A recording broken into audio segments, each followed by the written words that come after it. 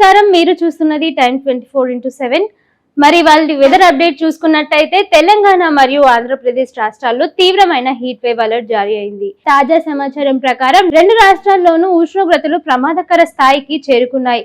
చాలా ప్రాంతాల్లో 41 డిగ్రీ నుండి 44 డిగ్రీల సెల్సియస్ మధ్య నమోదవుతున్నాయి. ప్రత్యేకంగా తెలంగాణలో పలు జిల్లాల్లో ఆరెంజ్ మరియు యెల్లో అలర్ట్ జారీ చేయబడ్డాయి.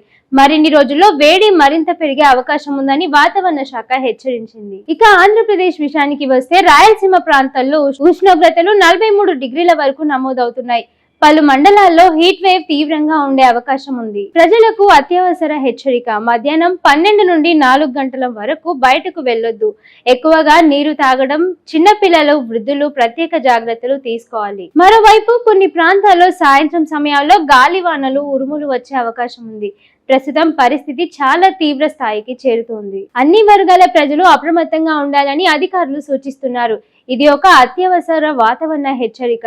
మరిన్ని అప్డేట్ కోసం చూస్తూనే ఉండండి టైం 24x7 టీవీ.